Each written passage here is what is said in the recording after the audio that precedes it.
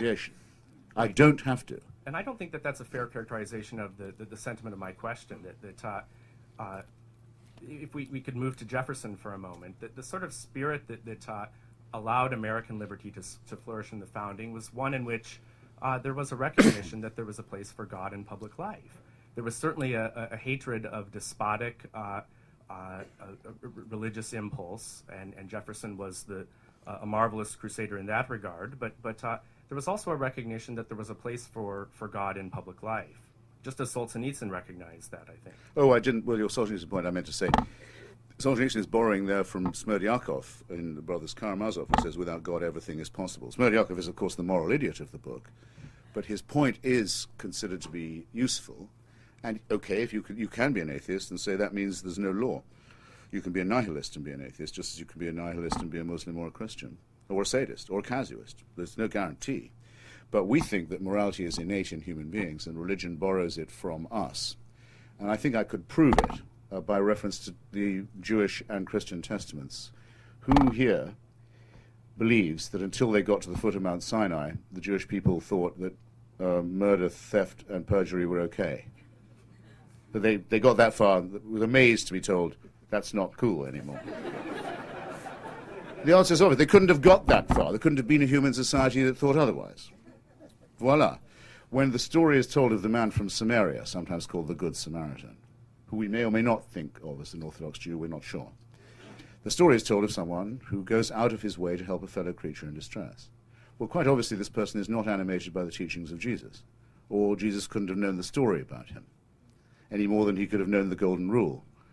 Do not unto others what you would not wish to have done unto you, which comes from, well, the Analects of Confucius, at least as early as that, and also the teachings of Rabbi Hillel. In fact, you could say is innate, is a rule that you don't have to teach to children. But if you want someone to do something really nasty, you better get them to believe in supernatural authority. I return to my point. Things that no morally decent average person would consider doing can have a divine warrant. The gentleman who opened the bidding is a member of a church which calls its head the prophet. That's what the Mormons call the head of their church. The prophet can tell you to do anything, and it doesn't matter whether it breaks the law or not. It's a commandment. You have to do it. That's why Governor Romney has to be asked whether he really is a member of this church or not. Yes, it is true. Yes, it is. Well, just to continue the point, Mao certainly did not come from a Christian nation, and he murdered many more people than Stalin did. But the point, what I would like to ask you is to comment on what seems to me a contradiction. On the one hand, what you say seems to me a very nice sequel to Freud's The Future of an Illusion. Mm-hmm. But Freud went on to say that human destructiveness was so strong that it could only be balanced not by reason, but by love. Now that's on the one hand, and the question is where that will come from. The second point is the contradiction. When you quote Jefferson, Spinoza, Einstein, you're talking about deists. You're talking about people who have a view of God which is not in any sense anthropomorphic, but it's still a sense of some kind of force that has that human beings need to connect to in order to fully develop their humanity. Yes. So I'd like you to comment on this contradiction. Quickly on the Mao point, I could have added it to my Stalin one. I mean, Mao inherits a country full of stupefied peasants who believed from centuries that they lived in a middle kingdom that was divinely ruled. So again, you have a pool of people who are very easily coerced, and if you can't make use of that, you're no good as a potential dictator. Why not dry up that pool a bit, not have people ready to take things on faith and fall to their knees and worship at any opportunity? On your second point, yes, I mentioned the future of an illusion a great deal because the connection between religion and wish thinking is so clear.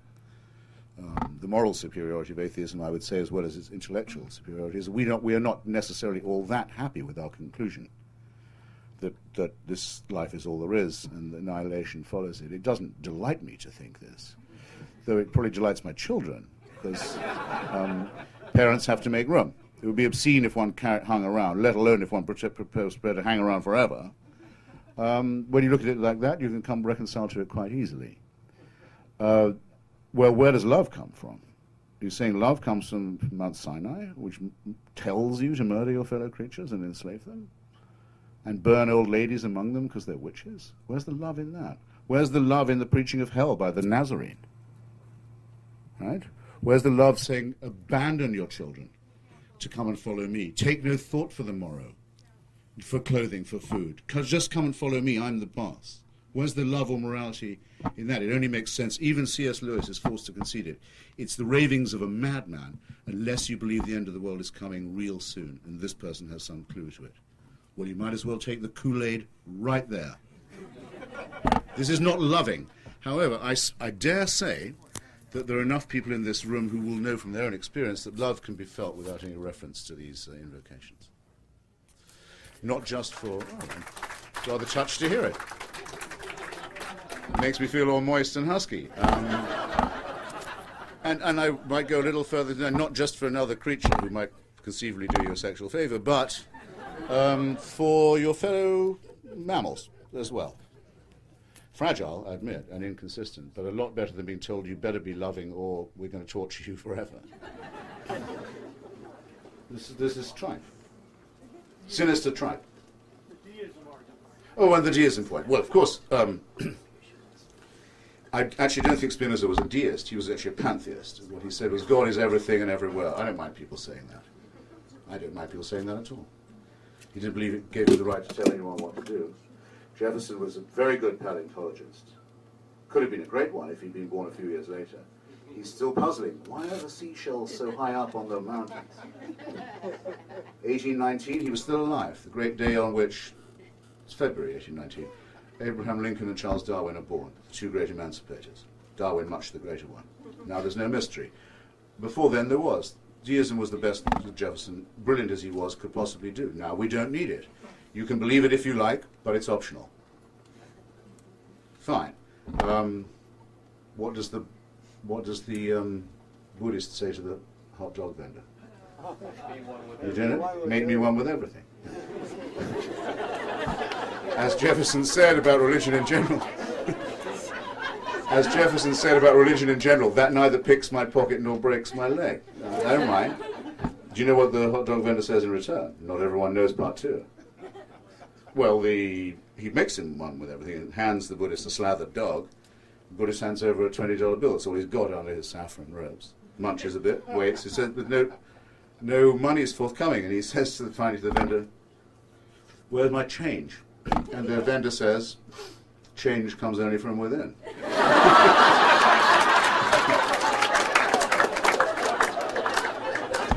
You can see it at DuPont Circle every day, people who want you to be spiritual. Well, I don't mind. I do not mind. Just leave me out of it.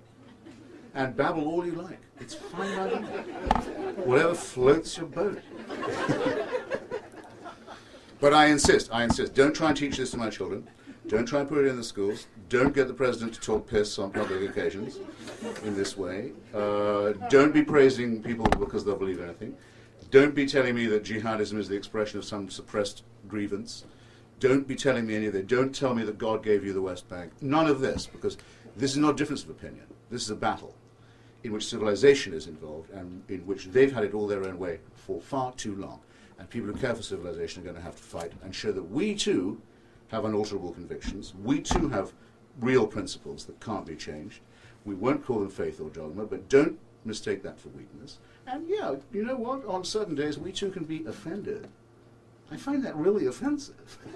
That you say to me that God is telling you to blow yourself up in my city. No, it's offensive. It's worse than offensive. Up with this. We will not put.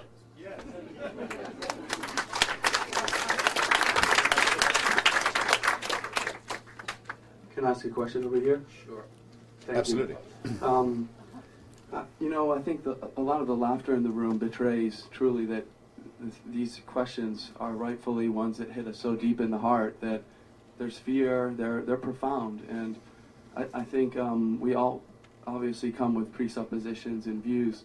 One I would just say briefly, I've struggled profoundly with belief questions and come to some convictions and come as a theist, monotheist.